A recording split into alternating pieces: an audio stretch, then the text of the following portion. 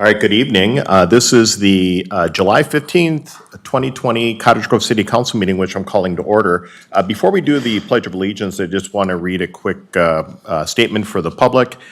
Just as a quick reminder, we do have significantly reduced capacity here in our council chambers, but that doesn't mean we don't want to hear from anybody. In fact, the opposite is true. We are providing the opportunity for public input via Zoom. You can go to our webpage at cottagegrovemn.gov, click the Public Meetings quick link box, and then the link to the July 15th meeting.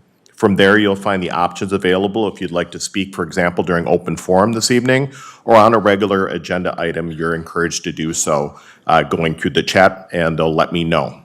Thank you for watching, and thank you also for participating. So the next thing on our agenda is the Pledge of Allegiance, so if you are here, if you'd please rise. I pledge allegiance to the flag of the United States of America and to the republic for which it stands, one nation, under God, indivisible, with liberty and justice for all. All right, will the clerk please do the roll? Councilmember Mills. Here. Councilmember Dennis. Here. Councilmember Thiede. Here. Councilmember Olson. Here. Mayor Bailey. Here. The next item on our agenda is open forum. This is the opportunity for anybody that would like to speak on anything that's not on tonight's agenda is welcome to do so at this time. We do have one gentleman that did sign up here at the council, in the council chambers. And so we'll start with him, and then we'll see if there's anybody that is contacting us through Zoom. So the first individual is Wayne Butt from 7405 Lamar Avenue South. And you want to talk about food trucks or trailers? Yes, sir. Good evening, Mayor Bailey, council members, and city staff. My name is Wayne Butt. My address is 7405 Lamar Avenue South, Cottage Grove. I'm a past city council member and currently the president of the Cottage Grove Area Chamber of Commerce. I come to you this evening as the owner of Historic Ferber Farm in Old Cottage Grove with my wife, Angie Butt. Let's be clear that I'm not here representing the chambers. I'm here as a business owner to represent ourselves and the residents. If they want to come forth and other business owners want to come forth, they may do so. A very disturbing Facebook post was quickly catching and spreading across our city in reference to a food truck cancellation at the Red Barn, VFW Post 8752. I didn't have time to read the hundreds, if not thousands, of posts due to over 100 shares spreading it. It was disturbing to see our residents beat up our city for everything under the sun. It was short-lived after my reading as the post was taken down. I'm here this evening as the Ferber Farm wants food trucks in our city. With COVID-19, it goes without saying that since Strawberry Fest, county and state fairs have all been canceled, everyone wants to get their fix on greasy food. We all know our local and current restaurants spent millions on brick and mortar building, along with spending thousands annually in property and sales taxes, money that is spent locally. Now a food truck with minimal overhead rolls into town from another city and carves out some profit from our local businesses and take that back to where their headquarters may be. Don't get me wrong, I love the entrepreneur spirit in them and their willingness to make a buck. They may have lost millions shutting down the state fair and other events, but I feel we owe it to those that have invested in our community and not the fly-by-night outfits trying to make a buck. But let's not kick our restaurants when they're down due to the pandemic. I've also heard local Cottage Grove restaurants may own a food truck. I'm not sure of that yet or not, and hopefully they'll come forth and speak. But maybe consider giving them a break in what this may become. What it is that would deter a food truck from coming to town? Ban them altogether, license or fees and or fines if they break our ordinances? My thoughts coming from a business owner that wants them for the city of Cottage Grove. Number one, we're an event venue wedding owner, and we have late night snack food trucks and desserts come to our property for the wedding events. And so to our guests, we'd like to exclude them from this because they're working usually through a catering company and they're already licensed and they're coming. It's private property. So I'm not sure where food trucks really want to land in the city. Do they want to land in the parks, on school property, city property? I don't know what all they're doing, but I did see in tonight's agenda that they're looking at the VFW. They're looking, I think, at St. Rita's and other event centers. So I'm not sure where that goes. With other restaurants coming out of the C-19 sleeper hold, I'm suggesting no food trucks or trailers for 2020 to allow our restaurants here in town to recover. If we don't give them grace, they will continue to struggle and we risk losing them altogether. In 2021, come up with a daily fee or a seasonal fee, May through September, for example. Where does this fee go to? The city collects, maybe to Tourism Bureau, Parks and Recs, something to that effect.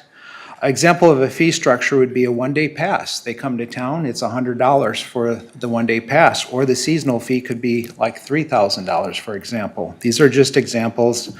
Private property owned by residents or businesses would be included in the what we discussed tonight, and then public properties such as parks, streets, school grounds, etc. That's it. Thank you very much for your time. All right, thank you. Thanks for sharing your feedback. Sure. Appreciate it. All right, was there anybody else that wanted to speak during open forum? No one on the chat? I'm not seeing. Okay, and no one in the audience? All right, I will go ahead then and close open forum, and we'll move to number 5, which is the adoption of the agenda. Move to adopt the agenda. All right, we have motion by Councilmember Dennis, second by Councilmember Thiede. All those in favor signify by saying aye. Aye. Aye. Opposed? Motion carries. 6 on the agenda this evening is presentations. We do not have any. 7 is consent. Council, anything you want to pull on consent? Yeah, I'd like to pull 7R, please. 7R, Councilmember Thiede. Anybody else?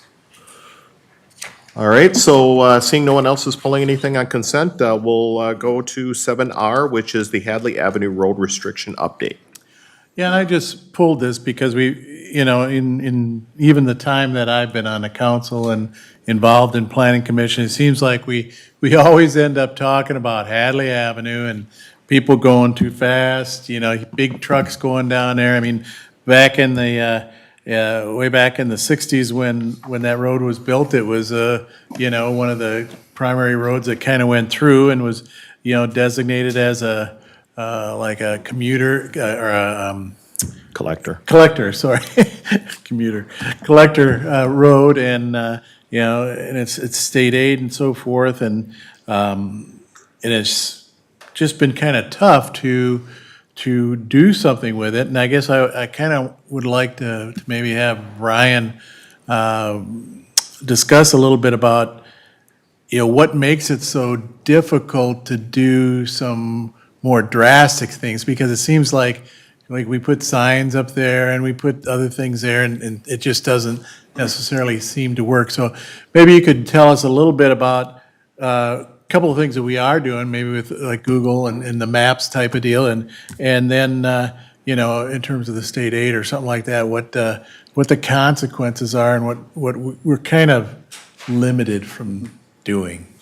Thank you, Councilmember Thiede, Mayor, members of the council. So following last council meeting, staff took the direction to take a good hard look again at Hadley Avenue, see what we can do, see what we can improve upon, trying to deal with truck traffic and also some speeding concerns that have happened over the years.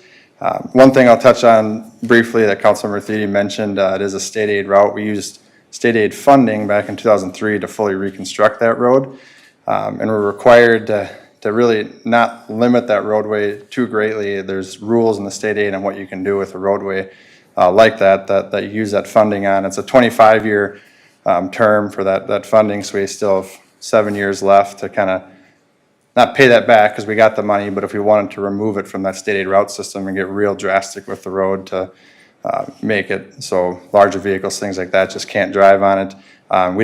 They'd take that money back is what they do. So we're trying to work through that cycle, but also within the bounds of what we can do. And some of the restrictions that are there today, we're really trying to focus on what are our options, what are our ways of education, enforcement, and improvements we can do. So that's what we looked at in the past month, prepared a memo for the council to review on what we have been doing. We did update and change some of the signage to make it more readily enforceable. Public safety, I know, is working with hopefully the state troopers to have the commercial vehicle inspectors out there who actually can, write some tickets and show we are enforcing this. It is a serious restriction that we have in place. Also worked with community development, and they prepared a map that we could send out to all of our builders, developers, contractors who are working down there to make it real clear where we do not want trucks driving and where they can drive. As part of that, it's something we always discuss at our pre-construction meetings, but this will really help to really drive that point home. We'll continue to share that. Another big one is really, unfortunately, our GPS devices, our MapQuest and our Google. So I did verify that anyone in the business park, even if you're going from St. Paul to Werner Electric, it does take you off Jamaica, which is a good thing. MapQuest Google will bring you down to Jamaica and up 95th, so that's very helpful. It's the folks going to those developments, which we do try and work with, but also once in a while we'll have Bailey Nurseries. I did speak with Bailey Nurseries in the past month. We've had an issue or two with them driving on the roadway. The goal is, can we get a weight restriction to kind of pop up on Google Maps and like MapQuest, things like that. So our engineering intern is a very savvy kid, Sam, who's been working on that. Doesn't show up yet, but he has been working with Google specifically, which is also go to the Waze app, which is pretty heavily used. So that's our big hope. If you can have that show up, that will help. We also, in terms of speed, have a new portable radar sign that's out there, can track vehicle count, speed data. So that just went up yesterday. So that'll be very helpful as well in that term of the roadway. The other thing just to mention, because I'm an engineer and this is what I do, I actually drove from the roundabout Hadley and 95th, down 95th, up Jamaica, north on 61 to the ramp at 80th, and then I did the same thing going north on Hadley in my car, following the speed limit. It was actually about 20 seconds faster to go down 95th. So we always try and preach that, but if anyone's listening and hears that, it actually is a faster way to go without the neighborhood and the stoplights. So one more piece of information. That's kind of where we are right now, but I'd be happy to answer any more questions. Any other questions? No, that's great. And again, I just kind of wanted to let everybody know that too, because I mean, all of us have taken so many, comments and input about Hadley Road and Yep. and then people speeding down in these big trucks and because it's never was really built for pedestrians and kids and biking and so forth, that it we really are trying to do some things, and hopefully some of the things that we're doing here are gonna, and why we can't do more. So thank you, Ryan. Councilmember Dennis? Thank you, Mayor. Ryan, I just wanted to thank you and your team and everybody from Public Safety who's helping with that. Councilman Thede is right. We've had a lot of folks reach out, and I think this is a good faith response on our part to hear the people and to try to do something over there to make a difference. So thank you very much. Thanks. All right. Sounds good. Thanks, Ryan. All right, nothing else was pulled on consent from council this evening, so we're at that point now where I'm looking for a motion to approve consent. Move consent? Second. All right, so we have a motion by Councilmember Thede, second by Councilmember Mills. Any further discussion? Seeing none, all those in favor signify by saying aye. Aye. Aye. Opposed? Motion carries. So if you're here for anything that was on tonight's consent calendar, all of those items have been approved. We're now moving to 8, which is approved disbursement. 8A is, of course, pay the bills. Move the bills. We have a motion by Councilmember Olson, Second. second by Councilmember Dennis. Any further discussion? Seeing none, all those in favor signify by saying aye. Aye. Aye. Opposed? Motion carries. 9 is public hearings. We do have 3 public hearings this evening. The first one is Church of St. Rita's Fall Festival Permit. This is kind of an annual thing with them. Hopefully it's still going on with the COVID situation. Yep, I'm seeing yeses, that's good. I did see that in your comments. So our Director of Public Safety, Pete Kerner, will take us through this. Well, good evening, Mayor, Council. This one's always a fun one. We have a couple of applicants here. This isn't their first time doing the Fall Festival, and it's always been run really smooth. There's some things we'll talk about a little bit with the COVID-19 and everything, but they applied for the special event permit. The permit came out to the Public Safety Department. Other departments have reviewed this. We reviewed for any special service that may be needed and conditions. Notices were sent out for the public hearing, and tonight we want you to review the conditions that Public Safety and Rest City staff come up with and move towards the approval of a permit. Here's the dates and hours of operation, September 11th through the 13th. Part of the conditions, and I'm not going to go through the entire memo for you, but every time they have the event there, we do work with church staff to make sure we have an incident action plan. Most of the time that's covered with severe weather. The church, if there was weather, we'd move people inside, so they always have a good plan. First aid, they just happen to be right across the street from the central fire station, so we don't require them to have additional. They already have some basic first aid and everything, but we're right there. And you'll see most of our firefighters on the weekend out in the parking lot watching the different events too, and sneaking over and eating as well. So security, they did indicate for one evening that they would look at having a police officer. We're not requiring that. We haven't had issues there in the past. I think in the past, it's been more of your insurance has asked for an officer, so we'll certainly do that if that's what they want, but we're not requiring an officer for the event. Everything else, signage, waste collection, they've got it down. Here's just a little overview. In the front lawn is when they have the tent, and then in the back, they have it kind of screened off with the stage and a tent in the back of the parking lot. Years ago, that's used to where they used to do the fireworks, and not doing those, so that actually opens up a lot more parking, because we used to have to, I think, block off about a third of the parking lot. Here's kind of the new thing. Obviously with COVID-19 preparedness, I also don't have access to Robin's crystal ball that she uses for the budget. I don't know what's gonna be going on in the fall. We're basing this off of what we know right now. So the Church of St. Rita will follow their own COVID-19 preparedness plan that was developed and has been implemented according to the CDC and MDH guidelines. Right now, public settings, they can't exceed 250. We're going based off of, that's what the guidelines are right now. However they change, I think we can, then we'd work with the church. I think they think 500 people per day, is that kind of the number? So that is spread out too, so we'll definitely take that into consideration. Some of the things that we put in here, and this is right out of the CDC and MDH, maintain at least 6 feet of distance from other attendees who are not part of the same household. Wearing the masks if they can't have the social distancing. Again, I don't know where that's gonna be, with September, so. And of course, anyone exhibiting symptoms of COVID-19 such as fever, cough, or shortness of breath should not attend. This is kind of the big thing we are adding. Outdoor events are subject to cancellation by the city at any time prior to or during the event when unfavorable conditions exist that increase the likelihood of public health emergency related to the spread of COVID-19. I have no doubt that if things change, they'll make the right decision. We'll work with them. Hopefully we can have it as they've done it in past years, because it is a really nice event. All on-site food sales must be appropriately licensed by either Washington County or the state of Minnesota. This year, they did not indicate they were gonna have food trucks. However, I did leave this in from the language that we had last year, just in case. I know, it's the pig roast this year, but we're using the Washington County's guidelines. And if they have a food truck like they did last year, we'd have our Fire Marshal Steve Zacard would go out and do an inspection. So this is the guidelines right from the Washington County Department of Health. They do have in there for the tents, and as past years, they'll do a building permit. It's over the 120 square feet. This year, they're asking for the amplified live music until 9:30 p.m. on Saturday, September 14th. I guess we're getting a little older. Last year, we did 10 o'clock, so, but this year, they're asking for 9:30, and we're fine with that too. And kind of the way they set up the stage and music, the music goes towards the fire station. It's not directed towards the houses and everything, so.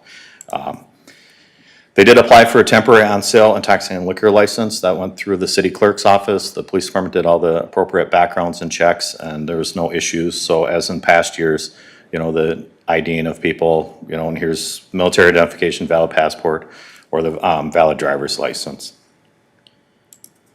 They also applied for the single occasion gambling permit to conduct a raffle and bingo, and those have all gone through the city clerk's office, and all the appropriate backgrounds and everything were completed as well.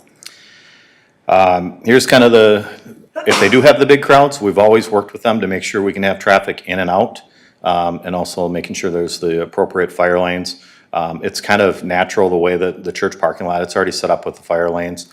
The fire, as you know, when we had our station closed for a year, they were good neighbors for us, letting us come across during the fire department open houses. We take over their lot and vice versa. There's certain events at the church where they come over. So we do have this side lot and we open that up to the church. So we do appreciate all the years of being good neighbors, so. So tonight I'm just asking that you hold the public hearing to consider the special event permit application for the Church of St. Rita's, St. Rita Fall Festival events, and then of course the different permits. So if there's any questions, or our applicants are here as well too, so. Okay, council, any questions? I know, again, we've had you guys here before, and the events are great. Seeing no question. I do. Oh, I'm sorry, Councilmember Thiede. So, and I've been to a lot of the festivals and so forth, and they are great. I'm just thinking of the places where people are, you know, in lines, you know, waiting to get food or waiting to pay for, you know, items and things of that nature. I'm just curious, what do you plan to do differently to try to manage that? Well, we have do you want them to go up? We'll need you to go up there and just state your name and address for the record, please.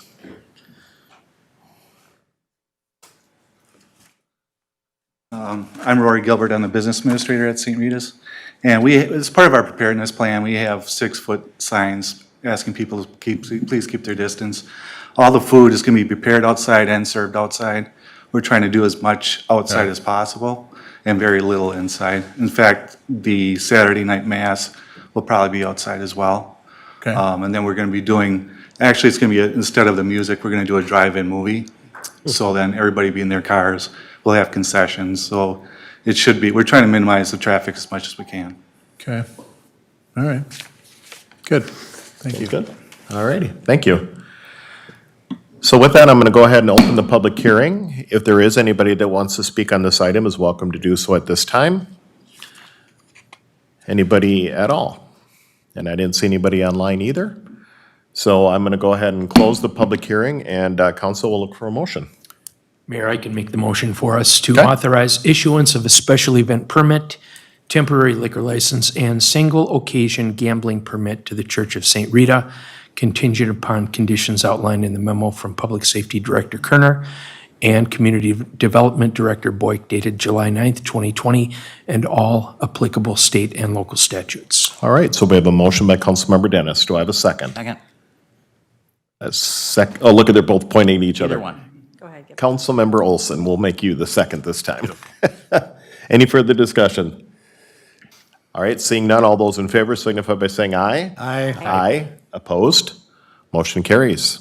Good luck, let's keep our fingers crossed. Thank you very much. Thanks, Chief. Appreciate it. You bet. You got it, thank you. All right, next for public hearings this evening is the VFW Special Events Permit for July 18th, 19th, 26th, and August 2nd, 2020. And again, Director of Public Safety Pete Kerner will take us through this one. And a lot of these are going to be duplicate slides Yes. from a lot of the conditions, so I'll roll through those pretty quick. So they followed the same process that we just discussed with St. Rita. Here's the one change. They just came to us yesterday. Originally, they wanted this Saturday and Sunday. They don't feel they're prepared to have additional staff there in case there was parking concerns. So they had asked versus the 18th and 19th to change that to the 25th and 26th. So the notice that did go out to the public had the other dates. Okay. We did not, public safety, we didn't have concerns with the date change, but I wanted to make sure you were all aware of that change. Same thing, incident action plan, first aid, security. They've already been they have different benefits and they've done special events in the past and we haven't had issues. Here's their layout. They're looking on the side there where, of the building where it says food trucks between them and Walmart. in the last few months, when they had the patio open there and they had the expansion with COVID-19, that's the same place they did that, so we're following their same plan where that site isn't a drive. We have the emergency access all around the building. And right there, the big thing is, there's the two white lines there, that's where we want it coated, coned and barricade up so we don't have cars. But anytime they have a larger benefit or something, that they don't use that side of the building, that's always, they block it off and that's pedestrian traffic to the back, so. Just like St. Rita, we're required, they have their own COVID-19 preparedness plan. Talking with the manager there and the applicant, Connie Wiley, she is following all that where they have the, I think, you know, it was a good question Councilmember Thiede asked about when they're standing in the line, they have the 6-foot social distancing, they're encouraging masks when you're waiting, so very, very similar plan. And again, if things change, they're subject to cancellation, and we'll be in close contact with them. Here's the standard language we're using for the food trucks. They need to be licensed, and also we have added, it needs to be inspected by the Cottage Grove Fire Inspector. So Steve Zacard would go out there, and interesting, when I talked to him the other day, fire code finally acknowledges more with food trucks, and they have in there specific things that the fire marshals are supposed to look for, so it's a good addition. No tents or stages, they're just gonna have the couple of State Fair food trucks come in. No amplified music. With the parking, again, it's up to their staff. We don't want any parking or any traffic stacking on East Point Douglas. The VFW has a good relationship with Walmart, and they allow parking overflow up top. And we've confirmed that with the management. They don't have an issue with that, so.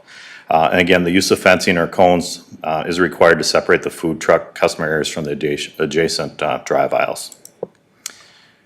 With that, I'll leave it with, if you have questions for me. I don't think the applicant was able to make it tonight, but if you had questions, I can try to answer them. Okay. Councilmember Olson. Thank you, Mayor. First of all, I want to thank our chamber president, Wayne Butt, for his comments around food trucks. I think they were very well said and extremely relevant.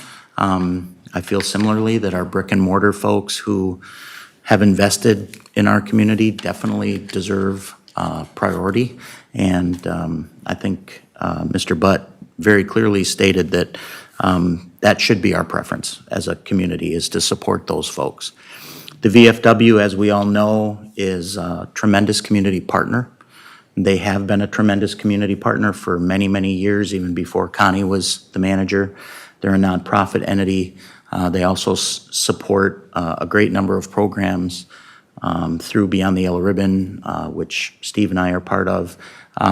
They also do a number of very, very nice things for special events around Soldier 6 and some other military, nonprofits that need that support, and they do that for free. So it's my sense that we want to support the VFW as much as we possibly can, even though this is a food truck event. But one question I have for our public safety director is, there's been some chatter over the last month or so about masking requirements in bars and restaurants. And I know that, the state has given some pretty strong guidance on that front. I'm wondering if that guidance also applies to food truck operators. It would, yes. The guidance that we've gotten, and we've kind of talked with our own businesses the last few weeks, that through the Department of Public Safety and our conversations with the commissioner, it's been educate, educate, educate. We've done that with quite a few of our restaurants in town. There was a kind of a period where we did have to do a lot of education. What they're asking us is if there is violations, if there's alcohol involved, we could do the alcohol and gambling enforcement. They can revoke license if they don't follow through.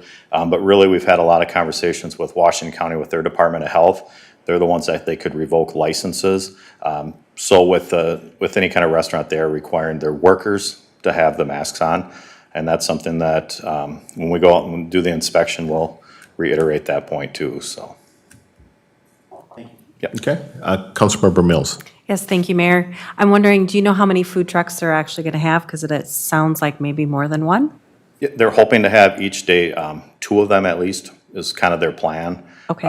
Obviously, they can't go beyond if they can, depending on the size, if they can just have 2 or they can have 3, but this is the state fair style. It's all over the place. I know multiple VFWs that are doing them. Numerous Harley Davidson dealerships are doing them now.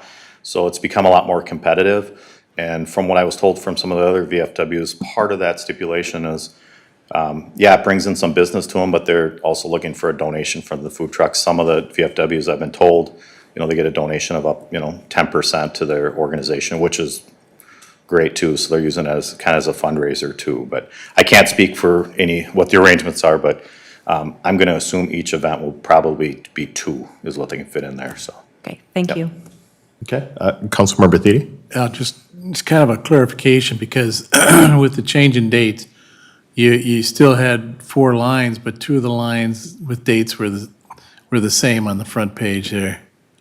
And I just wanted. The memorandum are on my slides. On your slides? Okay, then I could And, have made it. There's 4 separate dates, and originally there was a little bit of confusion on our part with the applicant, because originally they weren't gonna do a couple of Saturdays because they had other events already in the banquet center, so, So you had 2 July 25th, I think. and that's a typo when we're making the change. I apologize. I'd have to look at their actual, Or okay. 2/26. July 26th. 26th, sorry. I would have to look at the application. Okay, but there's still 4 days that they're planning to Yes, do it? yes. 4 separate days. So I'm assuming then, based on what you just showed there, it's probably the 25th, 26th, and the 1st and the 2nd, maybe? Being Saturdays and Sundays? Yeah, that's what I'm assuming. Kind of what I was thinking too. I'd have to go back and look at the email, I'm sorry. All right, but that's what I was wondering. It's actually, there's 4 days that they're looking to Yeah. do it, not 3 now. Correct, they're still looking at 4. All right.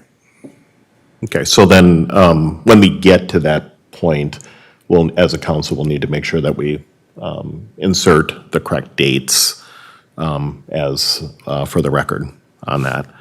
Council, any other comments? The only thing before we open the public hearing, I was just going to mention, and obviously, Mr. Butt, thank you for your comments earlier, and Councilmember Olson.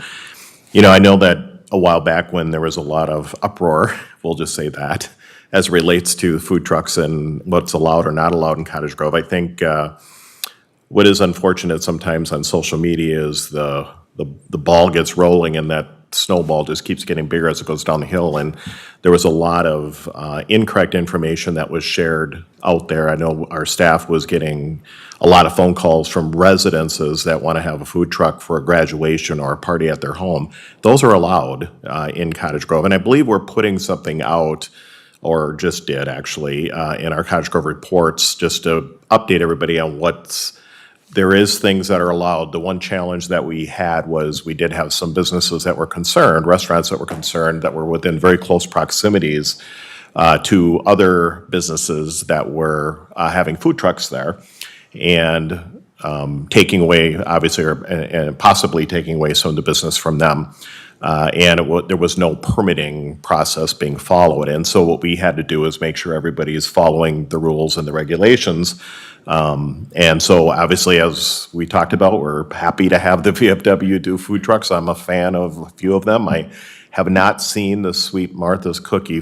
They don't have really a food truck, but I certainly would love to see them build their stand here in Cottage Grove. But that's just a personal opinion. And then we'll be seeing another one here shortly when we get to the next one. But I just want the public to be aware, we're not against food trucks, literally. It's just a matter of proximity to existing restaurants and the frequency of having them being at the same location week after week after week after week. So that was the main point of all this. All right? So with that, seeing no other comments, I'm going to go ahead and open the public hearing. If there's anybody that wants to speak on this item, is welcome to do so. Seeing nobody in the audience here or online, I am going to go ahead and close the public hearing, and I'll look for a motion. Mayor, I'll make the motion to authorize issuance of a special event permit to VFW Post 8752, contingent upon conditions outlined in the memo from Public Safety Director Kerner and Community Development Director Boyk dated July 9th, 2020, and all applicable state and local regulations. And I think I need to define the dates. Do you want us to define the dates? I'm looking for the attorney. Yes, thank you. Before you do that, I apologize. I do have I'm looking at the email here, Yep. so it will be just 3 dates. They're asking for the weekend of July 18th through the 19th to be canceled, so it's just gonna be 3 dates. They're looking at July 25th, July 26th, and then it's. August 2nd. And August 2nd, yep, so it's the 3 dates, so I Okay, apologize. so- Thanks for pointing that out, Dave. I'll add then to be held on July 25th, 26th, and August 2nd. Thank you. All right. Second. So we have a motion by Councilmember Mills, second by Councilmember Thiede. Any discussion? Seeing none, all those in favor signify by saying aye. Aye. Aye. Opposed? Motion carries. So now we'll move to C, which is the Hy-Vee special event permit, which would be August 20th through the 23rd, and basically the same thing, but Director of Public Safety Pete Kearney, you'll take this one too. Same process, public notices went out. Our city clerk, our Neil Belskammer has been the one that's been speaking with the applicant for the most part. We did review the plan. Here's the 4 dates. They're looking at 8 hours. Incident action plan, they do have a very secure building if there's severe weather, anything that we need to move people into. We're not requiring any security for the food trucks. However, they'll have some of their loss prevention people they're monitoring. They'll have additional staff on as well. They're not looking for additional signage or things, and we do have the requirements for additional waste collection. Our big thing is making sure that things don't start blowing around and we keep it clean. So here's their site plan. They're looking in the back corner of their parking lot. And then the picture to the right of their site plan, that is the area that's generally a little more open, and that's where they're looking to put the 3 food trucks. They have their own COVID-19 preparedness plan. They've actually been in contact with Captain Martin quite a few times with questions just on their plan, and she's worked quite a bit with them. We have all the same requirements that we had with the VFW, and of course, they're subject to cancellation if things change when we get into August. Same requirements, we're gonna have our fire marshal down there. They're gonna have the same trucks for so they're not gonna be bringing in different trucks. So once they're set up Thursday, they'll have them the entire time. No tents or stages, no amplified music. Our side of it is the parking here, to make sure we have the ins and outs of the parking lot. They don't block any fire lanes. We want them to use the fencing and cones required to separate the food trucks, customer areas from adjacent drive aisles. That's our big thing, is just making sure we keep that area without traffic going through it. There was a good point brought up that looked into our mobile food units with the locations. They can't be 300 feet from neighboring businesses, of course, that where they want to locate, they are within 300 feet of Arby's. Arby's was notified. They have not brought any concerns forward. Neil talked with the management today, and they said if it has to be more than 300, we could adjust where the trucks were. While I appreciate that, and I understand there is the exemption in here that if they have a special event, we can be within the 300 feet. I just look at from a safety part, I don't want food trucks closer, to the entrance where the gas station are. That gets already very congested. So that's why, I appreciate that comment coming on, but it is under the ordinance, they can be parked there. So, but that was something we pondered a lot with staff, so once we found out, and Neil did, and I appreciate that the management's like, we just want to, wherever you tell us, we'll go. But as a public safety, we're kind of still like, we'd still like you over here. And as you can see, it's pretty screened from Arby's too. You can see their little cowboy hat poking above the trees, but the rest of it you can't see, so. And that's all I have on. Okay, yes, Councilmember Thiede? So, and I guess this could apply also to VFW a little bit, but both those organizations have liquor licenses. And, in terms of the state fair food trucks, you'd like to maybe go to Wahlburgers and grab a beer and then walk out and get the state fair food. So is that allowable, or how are we gonna?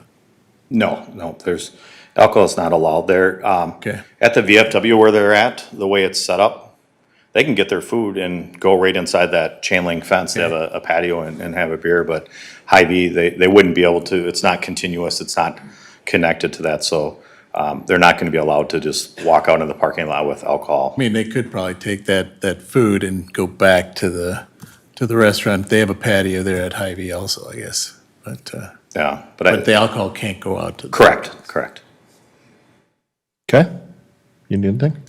Oh, yeah, Councilmember Dennis. Sure, thank you, Mayor. Well, I didn't weigh in on the other two applications. I'll take the moment now to do it. I also want to thank Mr. Wayne Butt for coming out tonight to share his viewpoints on that. And one of the things that Wayne understands as a local brick and mortar business owner is the investment factor that's required of a company to come here and invest and to do something from a physical standpoint, where you're buying a piece of property, you're constructing a building, you're paying taxes, you're paying insurance on that, you hire people, you do all these things that lead up to a tremendous amount of fixed costs in order to run and attenuate that business process.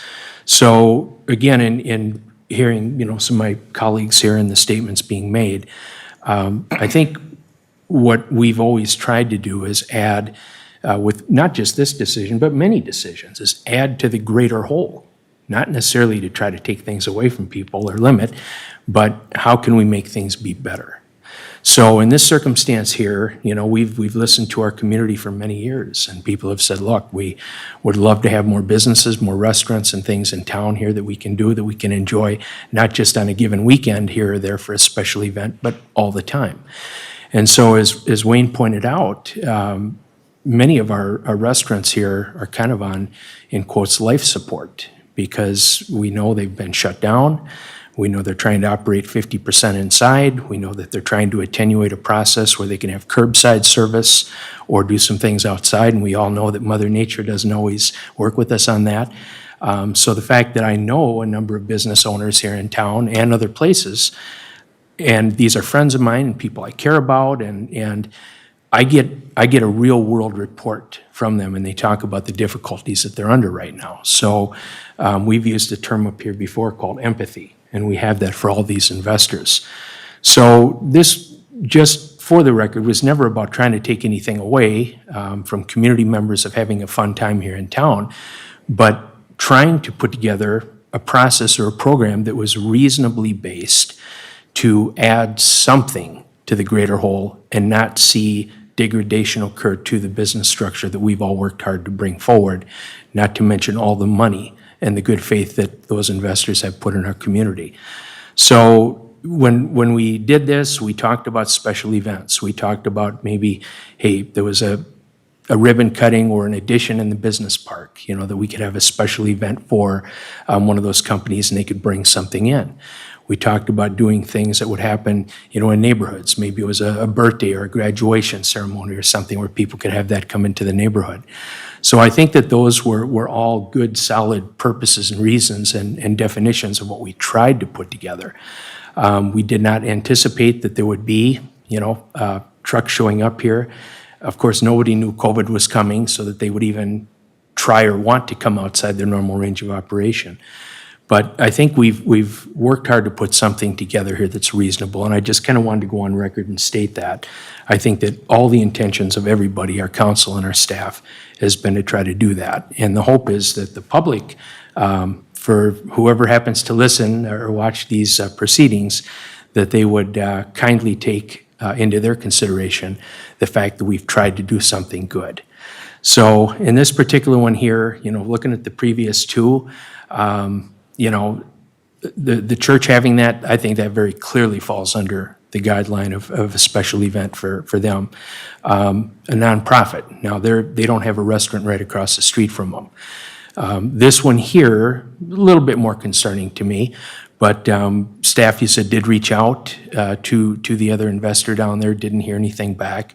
And I guess if they're not going to make a response to it, it becomes hard for us to put words into their mouth, so to speak. But again, I think the intent is to, allow opportunities, but do it in a way that helps to create a fair and equitable playing surface here for everybody. Because the food trucks that come into town, they might have a small price that they pay for that one day or what have you, but they're not paying any of the other costs. And what that really means is that they can articulate a business plan that allows them to put out a product that they can sell in competition that would cost maybe nickels or dimes on the dollar. And how do you compete with that if you have all these other fixed costs? You can't. And so there were a lot of issues that took place in the city of St. Paul, down one specifically by Mears Park, where Barrio and some of the other restaurants were down there, and they literally had food trucks coming in and plugging meters right in front of the doorway of their restaurants, taking tremendous amounts of business away from them.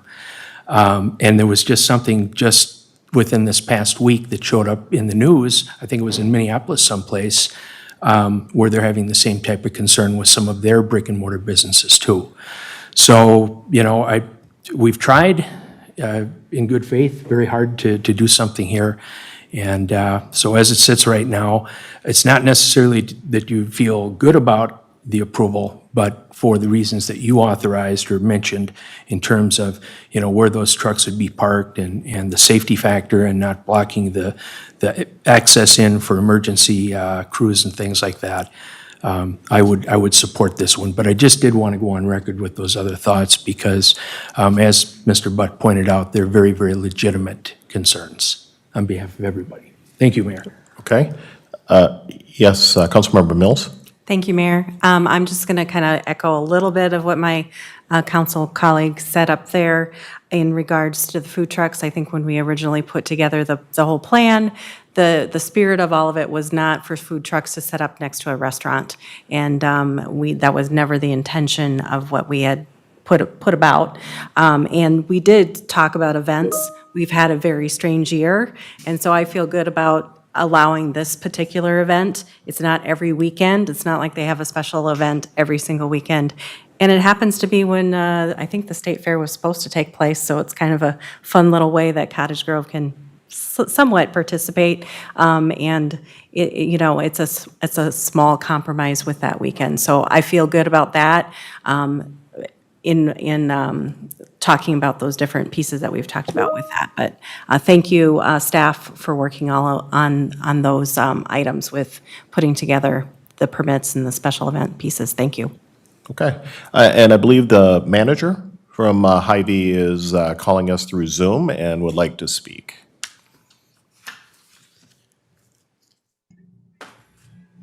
Hello, can you hear me? Yes. Hey, I just wanted to comment and thank you guys for all your consideration. Just wanted to let you know that as a new member of Cottage Grove, I do live actually in Jorgensen Court, that there were some permits that we were unaware of that and rules necessarily. I do understand the reasoning behind it. I really do. So I understand and appreciate all the hard work that you guys are putting in. To be honest, on our particular event, it is really just for Cottage Grove. It's not going to be anything that financially impacts us. It is just us trying to find a way to bring some joy into the community. If nobody comes into our store from it, that's not the point. That's not the plan. We're trying to support some of these local vendors, and we're also trying to really just support the community. So I just wanted to thank everybody and also appreciate everything that you guys are doing. All right, thank you, Joe. All right, Councilmember Olson? Thank you, Mayor. Two things. First of all, I know Hy-Vee in the past has been, a donor for certain events in the city. I believe they've donated to the fireworks last year, perhaps even the year before, those kinds of things.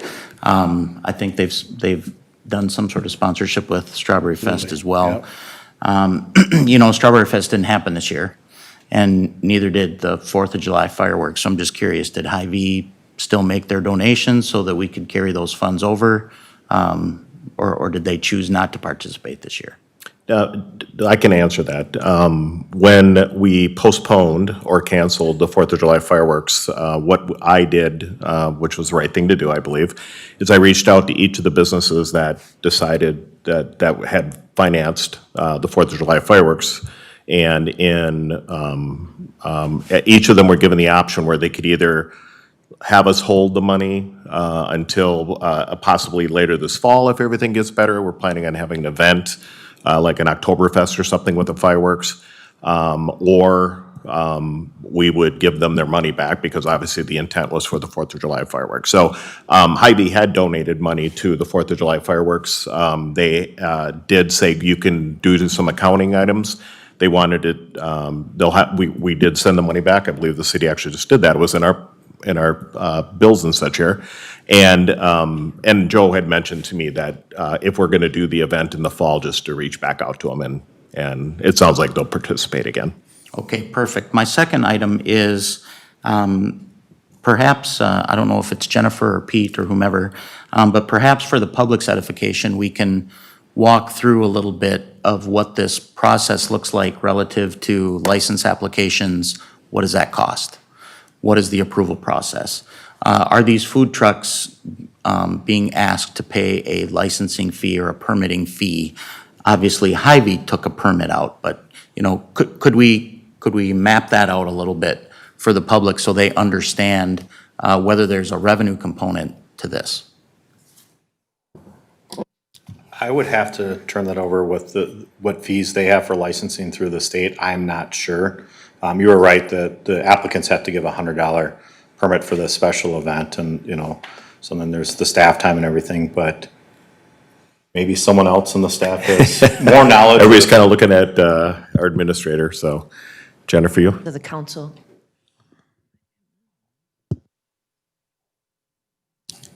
In regards to the food trucks, we originally had a licensing fee associated with it, but it was too cumbersome and difficult to actually collect because they already have a substantial amount of licensure through Washington County or through the state. And so that was sufficient on the licensing. So we were not collecting in regards to that. So that ordinance change did drop that.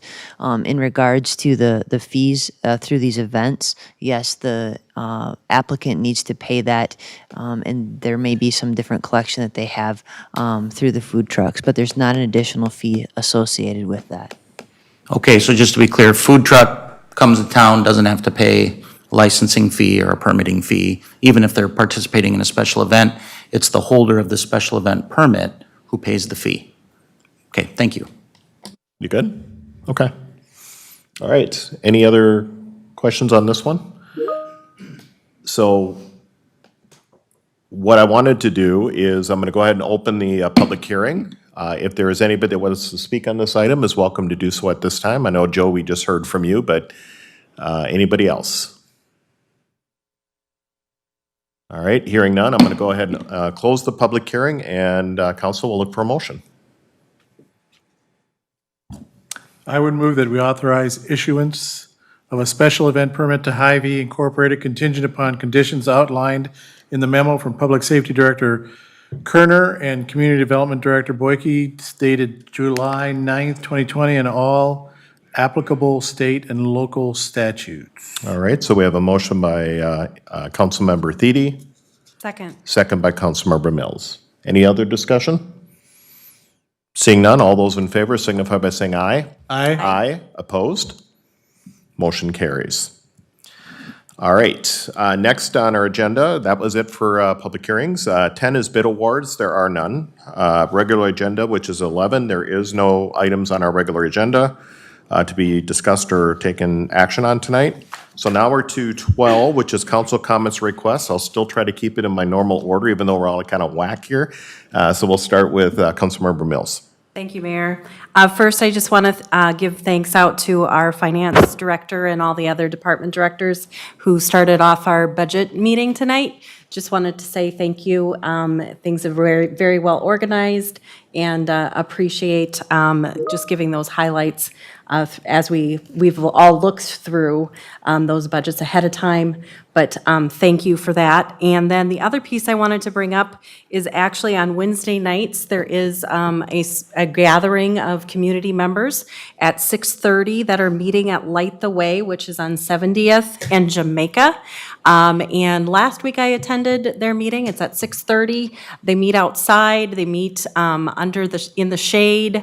Bring your own chair. Bring a mask. And it's a time to share, just to listen to each other, but also if you have some things to share. Just wanted to mention that to the community. If you're would like to join in, I know they're looking for people to come and join and be part of the conversation. So I know that they met tonight, and I know they for sure are meeting next Wednesday, but I believe it's going to be continuing on beyond that. So I just wanted to mention that to the community so that they were aware that that event was taking place. All right, sounds good. Is that it? Yes. All right. Then we'll go to Councilmember, oh, no, it actually is. It's Councilmember, I would say, yeah, so everybody's all whacked out here with me. Councilmember Dennis. I'm good, Mayor, thank you. Oh, you're good? I'm good. All right, see, all of that, and we just went on by. Councilmember Thiede. I'm good. All right. Councilmember Olson. Thank you, Mayor. I'll be brief. First of all, I wanted to just take a moment to acknowledge that earlier tonight in our consent agenda, we approved election judges for this year. The primary election in the state of Minnesota is August 11th, and then the general election is November 3rd. There were a number of very familiar names on there of election judges who have been election judges for, almost probably as long as I've been eligible to vote. And then I saw some new names on the list as well. So I just wanted to thank all of the people who stepped up to be election judges. You know, being an election judge is a thankless job anyway. Those folks are unsung heroes. They're very, very critical to fair and impartial elections across the country, and this year adds another layer of challenge. So thank you to all, and also thank you to Joe Fischbach, who is responsible for ensuring that we have enough election judges and getting all of those folks signed up and trained and ready for election season. And on that same note, I just want to remind anybody at home who may be watching or listening, please make sure you're registered to vote. It's important to always acknowledge that even in an off-year election, voter participation in the state of Minnesota is typically very high. And of course, in a presidential year like this year, Minnesota often leads the country in voter participation, but you must be registered to vote.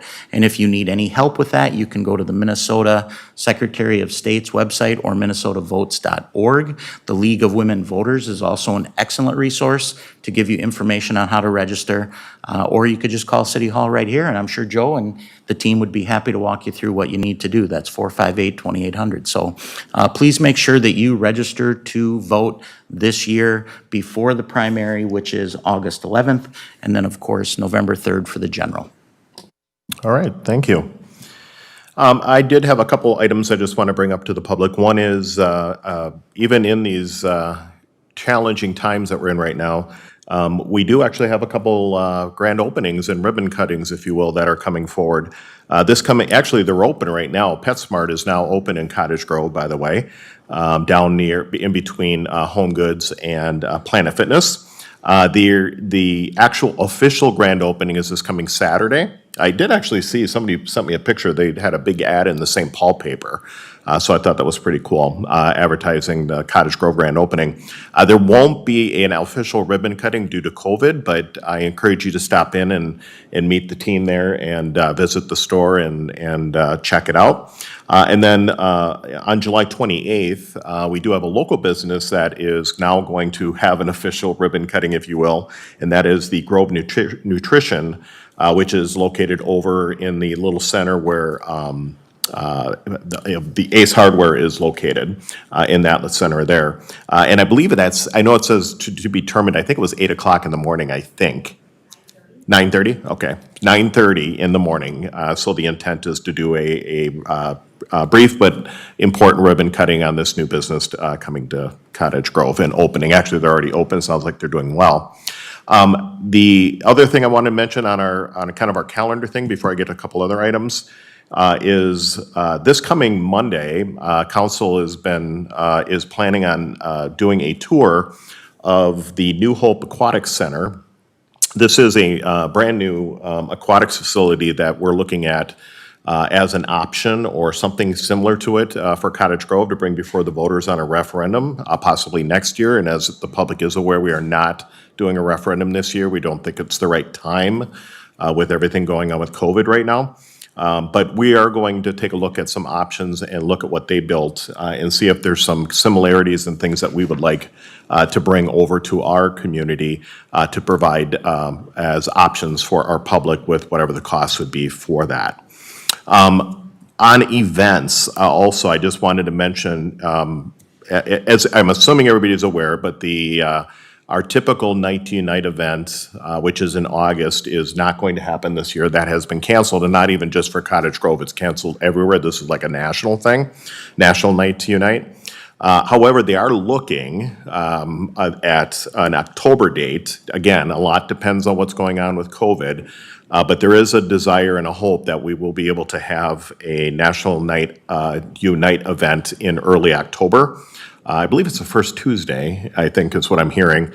So I just want to give the public, so you're right, there's a lot of these events that we're having to cancel or postpone. We are looking at trying to possibly bring some of these back in, or other agencies are doing the same, which leads me to my other event. We are looking and working with the Cottage Grove Lions on trying to do some type of event in October or around there, almost like an Oktoberfest, where we could hopefully have some type of a community celebration, again, dependent on COVID, which, as Councilmember Olson mentioned earlier, we would utilize the funding that we've received for the fireworks to have a large fireworks display at that point, since the city was not able to do that. And the last thing, speaking of COVID, I'm not sure if council is getting inundated with questions about masks. I know I am. I've seen it from both sides. I'm getting it from both sides. So I thought I would just share with the public kind of what, at least at this moment, I think from a city's perspective, that we're just kind of sitting back and waiting for what the governor decides we'll do. So if the governor decides that everybody needs to wear masks in every store and out in the public, we will obviously be required to follow suit.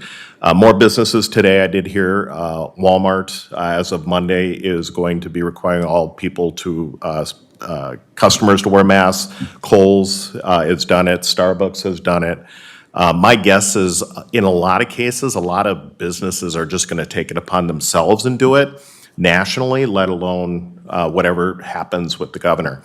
The reason we're kind of waiting, and I want to say I do advocate for wearing masks. I think it's the right thing to do. I know my business, we're required to wear it outside of me being the mayor.